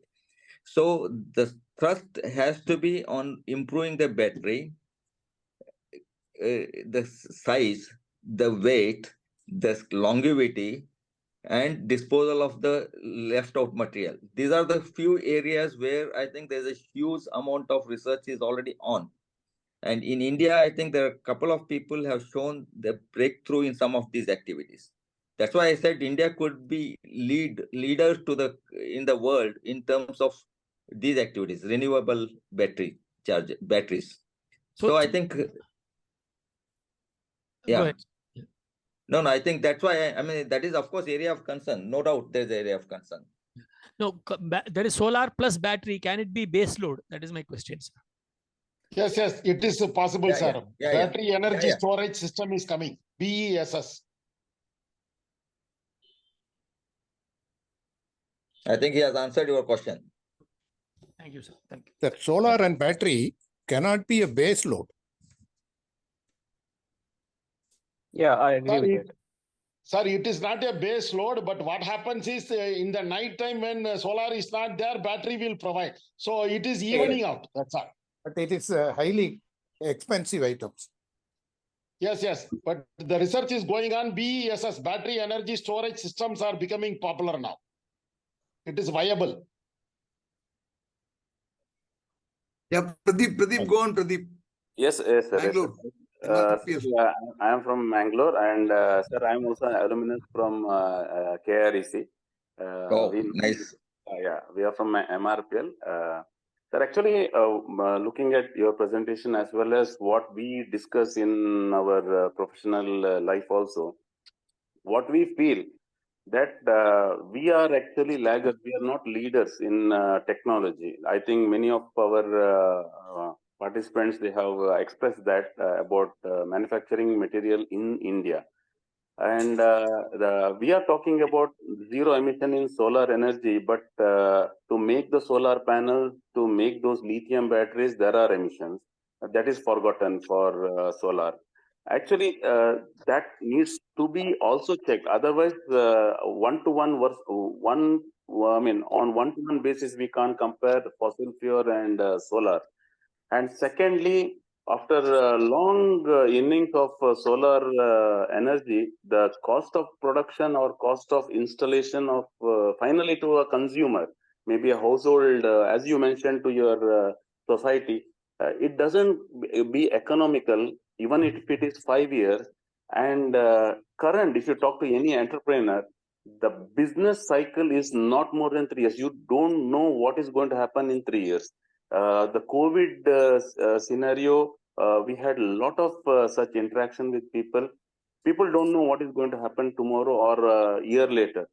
Technology tomorrow we have a solar system, solar energy system where it can reduce the cost by 50% or 40%. Then the person who has invested today, he will be out of race or he will be in a regretting mode. So that is the part.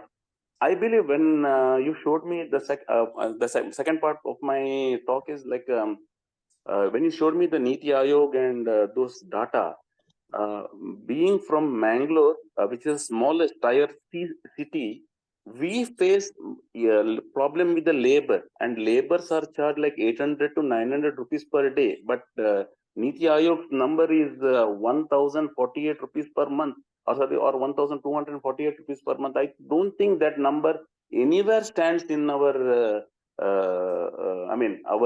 in real life scenario. I believe Niti Aayog, if Niti Aayog sees the solar is the future of India, then yes, one gentleman mentioned about the polysilicon. That could be manufactured in India by a PSU or by say like conglomerate like Adani or Reliance Group, whoever. So then there is a future, sir. I believe that should happen. Actually, we are laggards. Like we see Australia, we see Canada, we see European countries doing it, and then we follow. Rather than we follow on our own, I think that is missing. That is what. And as one of the gentlemen said, nuclear energy. If people have apprehensions, the biggest reactor is the sun nuclear reactor. So we are comfortable using the solar energy, but we feel slightly scared when the nuclear reactor is next to our hometown, something like that. Something has to be done on nuclear energy, because I believe nuclear energy is the only way we can come out from the fossil fuel. Then only we can overtake China by energy or something. And the gentleman rightly said, thorium. We are abundant with thorium. We can do something with thorium if government puts its foot down and says, yes, we have to do this. But today our state is having issue with the power, because Hydel project, which is our core in the state, we are losing water. There is no water in the state, and power generation, we don't have any alternative. So this is the condition right now, sir. Yeah, I think there. See, we can have. I mean, I'm not denying whatever you said. I think what is need to be looked at is how we can really progress. There are deficiencies everywhere. You said uncertainty. Uncertainty is everywhere.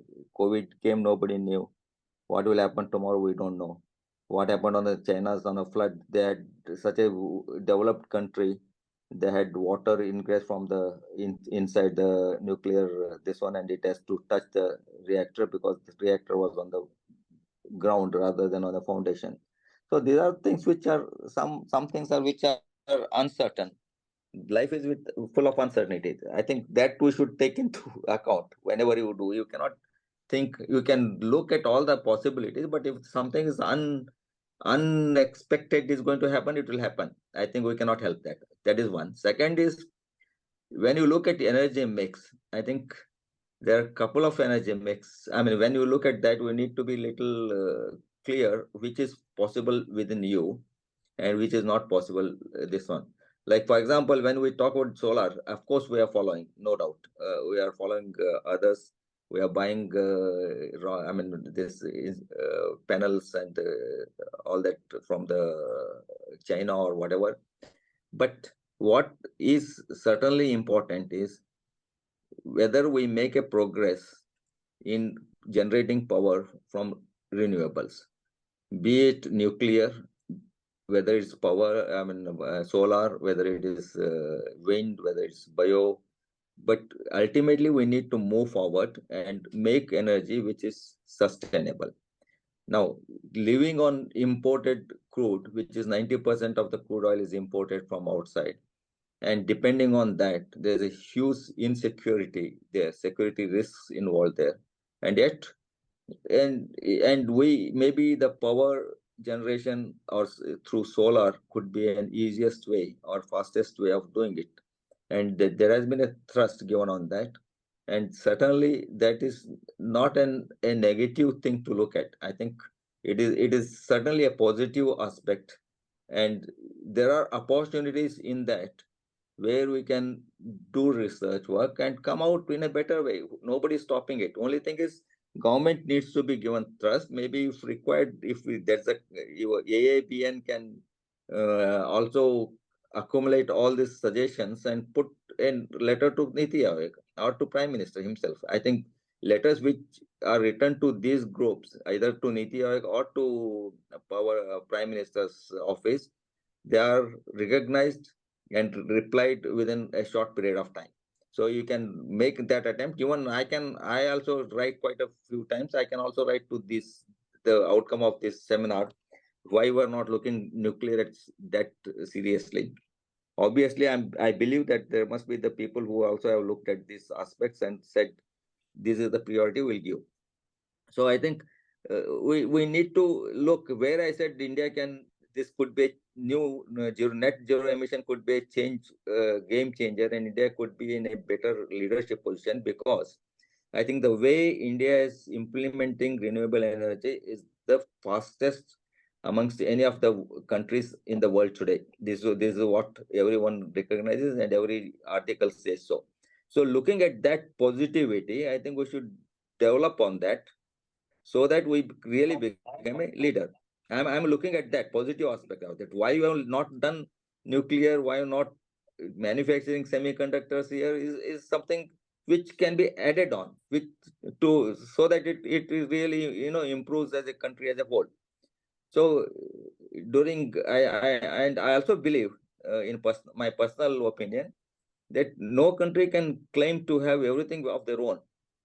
US today imports more than half of their items from China.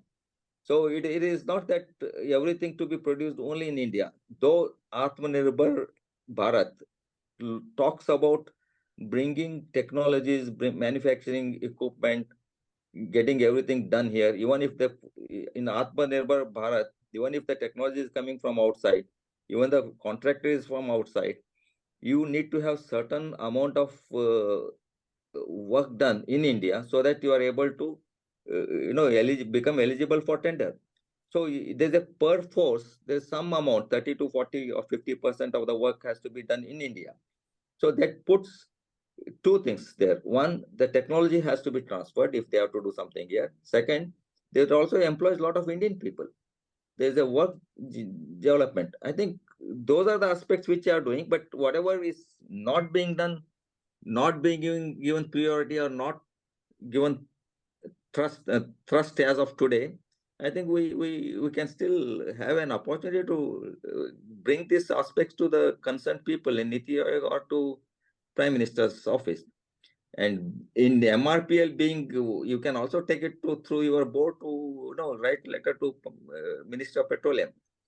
It's possible. I think while we do that, I think what is happening today and what is in those areas, I think we also need to concentrate a lot. Yes, sir. This is my personal opinion. I have no authority on this. True, sir. Actually, even we have expressed our personal opinion because I believe we have that professional. I think we see those things. I think my friends who are participant also, who are in the same field of profession, I think now we are going through this. Energy shift. I think everywhere there is a talk. So people are doing some innovative thing, but we get stuck in between on that. It's energy, sustainability, and economics. So we get stuck in. Mr. Pradeep. No, but for example, solar plants. I tell you, there are plenty of plants coming up. Investment is flowing. People are doing it. I think it's the government supports them. I don't think they are doing it without government support. There is a support. Without economics, I don't think anybody would put a plant. See, there's a solar parks coming up in Rajasthan. There are solar parks, and everyone is putting 5 megawatt, 10 megawatt. Even the private investors are putting up plants. And today, every household rooftop, I find a panel. If that be so, if it is not economical, why they have to put it? See, every rooftop, I find it panel. I don't know how it is in other cities, but in Baroda, I find every rooftop has a panel. And they always tell me that it is economical. I mean, it saves so much of money. Yeah. And when we did for our project for the society, it ultimately turned out to be okay. We are not unhappy with the economics. And this is without subsidy from the government. Our project is without subsidy to the government, because technology we use is something different which government does not support. So, sir, actually, we have also installed floating solar panels in our reservoir. They are, I think, in the industry, the floating solar panel is the first time that we have installed on our reservoir. So they go when the reservoir goes down, and then it comes to a trapezoidal form, and when it is in a higher altitude, it is just flat. So we have done. I mean, there are innovations, but when we get stuck in between, it gets stuck in between on the energy that is which is sustainable and economic, and that's where it gets stuck. Sustainable, certainly, yes. You are talking about economy, which sometimes maybe may not be happening, right? So that was the situation about 10 years back, but I don't know now how it is. Sir, I have a question. Yes, sir, yes, Mr. Rahul, go on. Yeah.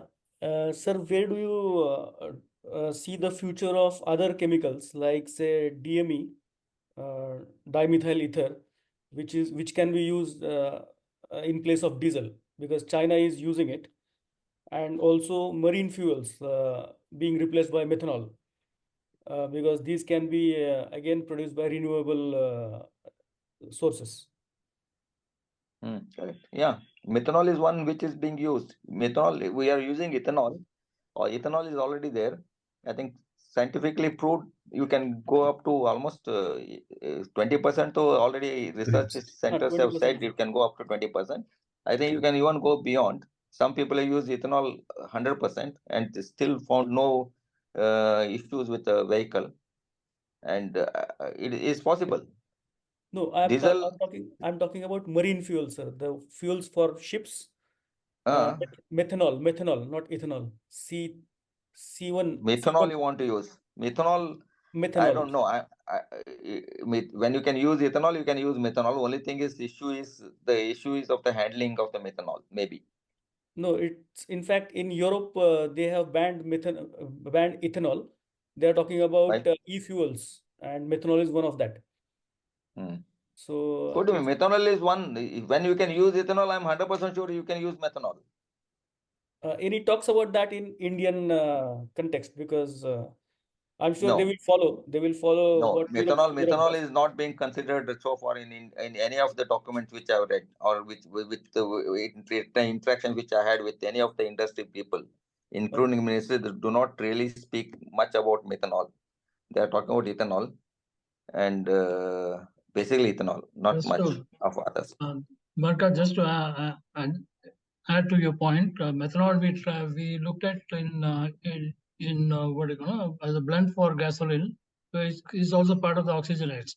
But subsequently, we all decided in the BAS Forum, Bureau of Indian Standards, that we should not use methanol because it's one is that it is very toxic in element, and Indian laborers, they have the tendency to suck the petrol when they want to see that the petrol is really flowing or not.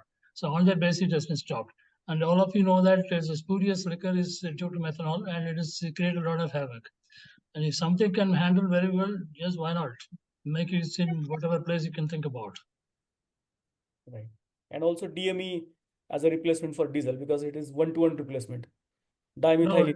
DME has got some issues with regard to lubricity properties, so that's why people are not even doing. But some work is still going on in IAP Dehradun, which is a good blend material which can go in DME with the diesel about. But more than DME, biodiesel can really take up the things. That is one thing. And DME, what finally we said that if you want, we can blend it with the LPG. The LPG is also being done by Chinese. And about 10% of DME can be easily blended in the LPG, which has got no problem at all. So that's how the DME has been given to the LPG route. Because tomorrow when the oil is not there, LPG also will not be there for the household. How I'm going to do the burning in the house? So that's how that work went on about. Okay. Thank you, sir. Thank you very much. Naresh, one last question we can have left, sir. Naresh, yeah. Yeah. Good afternoon, sir. Very good meeting. I have two questions. First was regarding the poverty alleviation that you were discussing earlier. Do you think that the government alone or the private sector alone can contribute in a big way, or does it have to be? Wouldn't it be better if it's a private and government partnership together? Because I don't see that much happening in India. Looking at huge investment requirement, I don't think government alone will be in a position to handle this. I'm 100% sure about that. PPP mode is the only mode, but as you rightly said, it's not happening quite a bit. But it is, I think, infrastructures like roads, bridges. There's quite a bit of private partnership with the government. But otherwise, in terms of housing building, or any other infrastructure, I don't find that there's any PP mode till now. but PP mode can be very usefully utilized, certainly in the roads, could be one in the railways, railway transportation. It could also be used in the health areas, where the big companies like Apollo or anybody who can participate along with the government and control the hospitals run by government, give a better facilities and experienced doctors there. I think there are areas which can be done, but I think, as you rightly said, I also do not find much of PP mode in other activities other than the roads and transport systems. So I think this is one area where I think government also need to look at seriously. So, sir, there is only one point I have on this one. If some smart politician realizes there's a lot of votes in, if some smart politician realizes that there are many votes in this. No, not votes. I don't think there's a requirement of the PP private investors also to butt in. They will butt in where they find there's a money. See, the money comes in transportation, railway transportation or air transportation. There's a lot of private participation now. Then the railway, there's a private participation. Roads, there's a private participation. There they find there's a huge money involved. They can control the fares, they can control many things and then do. Suppose they get into hospitals. And hospitals, suddenly you cannot charge them whatever they want to charge because government has to give them free health and education. There's a problem comes. Mr. Naresh, just to add one point on your discussion about the 3P model. My simple takeaway is this: every industry does what they call it as the CSR funds, that is corporate social responsibility. If these funds can be utilized with the ROI, being one of the parameters before you spend the money, instead of just doing whatever things are being happening about, probably many things will get improved. Nowadays, people are talking about 4P model, which talks about public, private, and philanthropy and the partnership. So that's how the world is now looking at it. Certainly, we need to give back to the society in such a way that it makes a difference to the public. I agree on that. The more important, I think, is the government also need to look at how to make it, little acceptable to the industry. Suppose you have to give primary, secondary schools to a private fellow, let's say. So naturally, unless he's a philanthropic person, he would look at returns. Once returns are not there, he will not going to bother about partnering with them. So there has to be some ways of bringing them on board, because there are many areas where PPP mode is not working, and people do not even get attracted to come there. So those needs to be made more attractive. Like, for example, toll of roads, there are hundreds of people to come because they knew there's a quick money in that.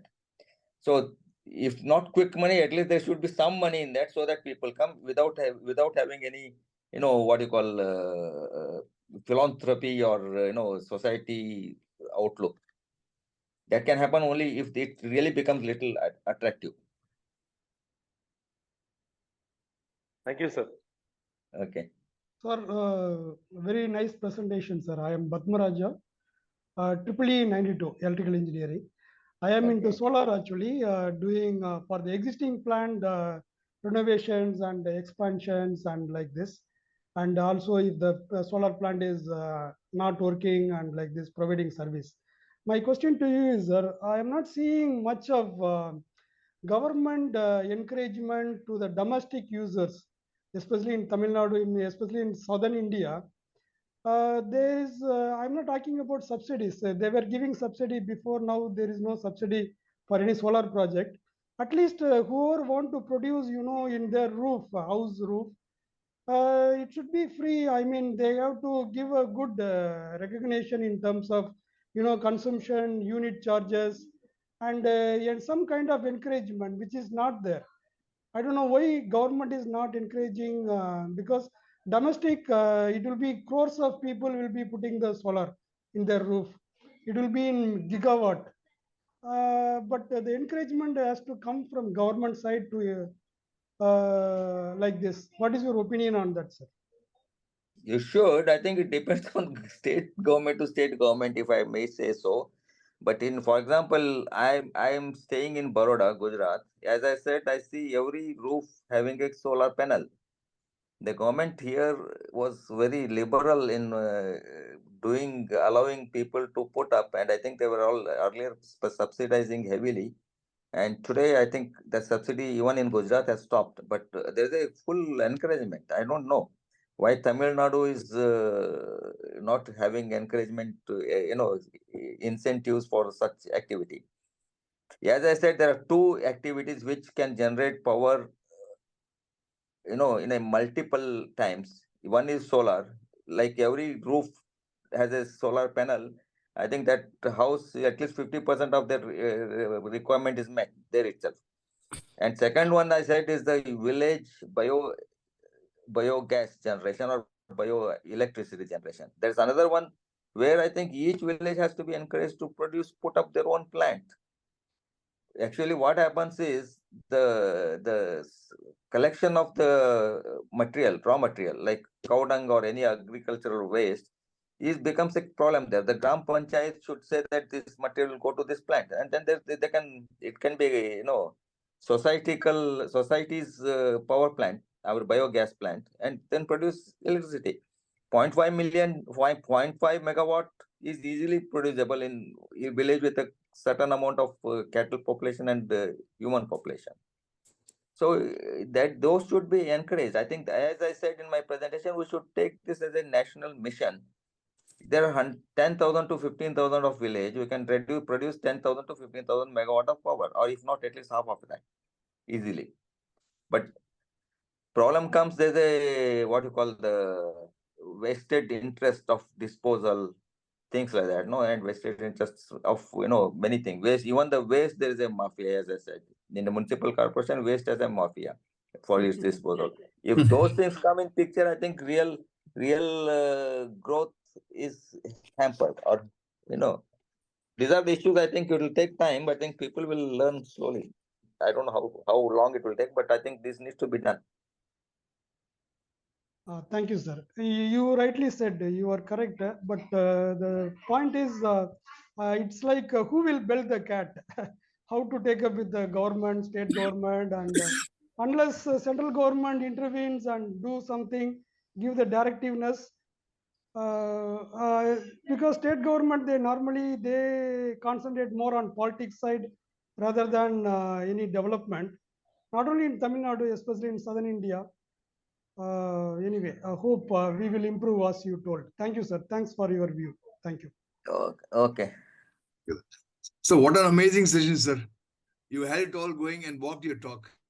As organizers of the event, Sir, as organizers of the webinar, Boppy here. we are pretty sure you delivered high quality content with charisma. Thank you very much for taking your time out on Sunday, and we enjoyed the session, sir. Thank you very much once again on behalf of AABN. Over to Mr. NSF. No, Mr. Bobby wants to talk something. Let him just speak it out. No. Bobby, Bobby, please. Actually, I have one small. Of course, it's kind of a little silly question. There are some premier engineering institutes like Engineers India Limited and Projects Develop India Limited, and then why they've been not stepping into a kind of designing of all these renewable source industries designing and all. I'm really wondering. Still, they are all working on the kind of refineries and new expansions of refineries like that and all. When the entire world is moving towards non-renewable industry and all. Any kind of thoughtful ideas on that, sir? This is again, I tell you, it's like what do you call that? Foresightedness of the people, or of the people who are leading those organizations. See, in India, the research is always in a backseat. It's never been a front end. And whatever research happens, you want to implement that. There's a huge, what you call, huge. They don't want to do it because they don't want to get into a situation where, particularly I'm talking about the public sectors, all public sectors, where they don't want to get into, take a risk of, implementing a new research technology and then get blamed for accepting it and things like that. So there is a hesitancy in accepting technologies developed in India. Initially, it used to be very high. In fact, Indian Oil IOC's R&D Center has a couple of technologies. Indian Institute of Petroleum has a couple of technologies. There's hardly anybody who wants to implement them. And there used to be a discussion during my tenure in industry. Every year, every time we meet in the research councils, this would be the complaint saying that no technology is being commercialized. Even the government of India used to say the same thing. And then when we first time, I think as a director of Indian Oil, I took a bold decision to implement a technology called INDMAX. This is LPG maximization at Paradip refinery, which was 4.1 million ton capacity. And that time I was, really speaking, little scared, because by any reason it does not work, then people are going to say Bankapur accepted and then did this. But luckily it worked out, because I also had done a lot of technical risk assessment, and then we accepted. So the reason is there is huge capital investment to implement such technologies. So if this cost will be, the cost of this INMAX technology, which I'm talking, was about 3,400 crores. And that crores, by any reason it does not work, I think we would have a hell of it. So that hinders people's mind to accept new technologies. And second, the KIL also does some research work on petrochemicals and refinery technologies, but I don't think they have also gone into too much into renewable. Well, IOC R&D is certainly working on hydrogen very vigorously, and they are working on biofuels like ethanol, methanol, and diesel, and then these are the areas where they are certainly working on. But as you rightly said, there's no structured way or emphatically saying that yes, I'm going to do this and I will produce this product in such a time. That sort of ambition, I don't think any organizations, like whether it's the EIL or PDIL or even OMCs, I don't find anything with doing with the zeal and enthusiasm. So that is the problem with, I don't know. Certainly I should accept that in solar or in hydrogen or in bio, there's a renewed or enthusiasm, which I personally feel if they continue to do that, they will achieve something. But that sort of zeal or enthusiasm I do not find in any other areas, which is sad, but cannot help right now. Yeah, over to you. Yes, sir. It's a very heartening speech from Bankapur. I'm really happy, and thanks to Bankapur for spending his time to make it happen. And when we chosen this topic, also there was a lot of discussion with me and Gopi and rest of the people, saying that how relevant it is going to be, kind of. And certainly it's very touching everyone's life. And end of the day, the takeaway should be that can we also do something more on this to make it happen? So I've been discussing with many other institutes like AC Tech or even RSCTC, where I passed out from, to do some research. If we may fail, nothing harm in failing, because the fear of failure, if you have, will not be able to progress.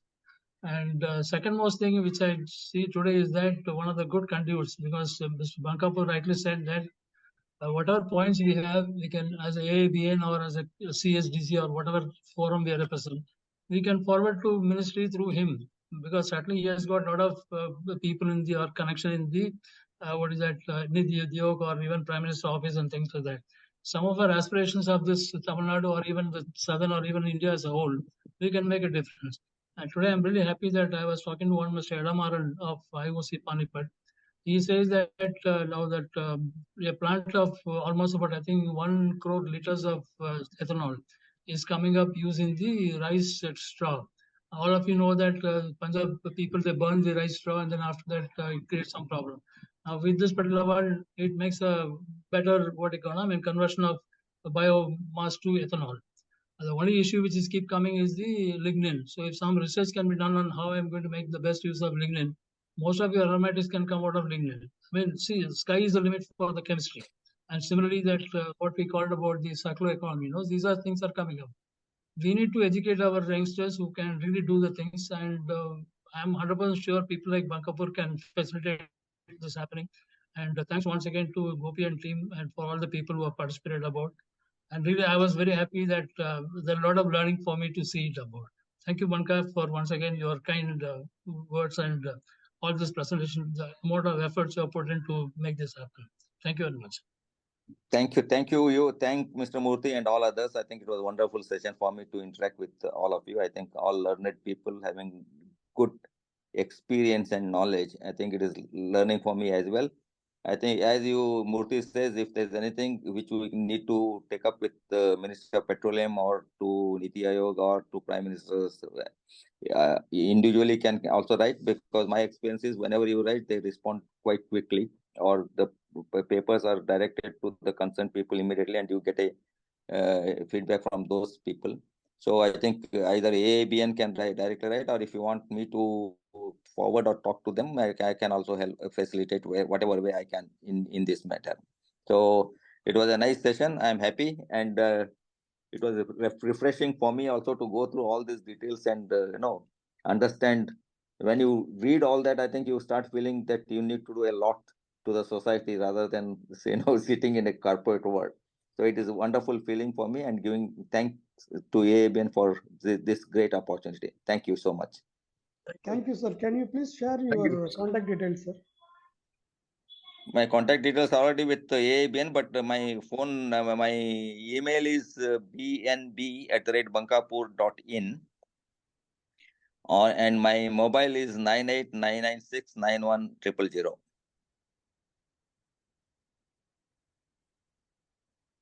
Padmaraja, you have Mr. Tannan Tangarasu, who is your alma mater. So you can even write to him whatever questions you have. Why Tamil Nadu is not doing like what Gujarat is doing it about, kind of. No, certainly I find Gujarat is doing a lot on solar, because I find even the water canals which are running around, they are putting they are covering the canals with these panels. And wherever there is a flyover, they are covered with panels. That's right. So I think wherever there is a free place they find, I think they are covering with the panels. I think that's a good idea. Yeah, Chennai has got a lot of lakes. They can do that. It'll save water problems. No, like my MRPL friend said, is a floating panel on the pond. That can another one area where it can be done. All the lakes can be done, and that also helps. Water evaporation will be less. That's true. So there are many ideas coming up in this forum. I find it should be put down scientific, properly, and put to some authorities to work on. Gopi, you have got a lot of work now. Yes, sir. Chalo, good. Chalo then. Thanks a lot.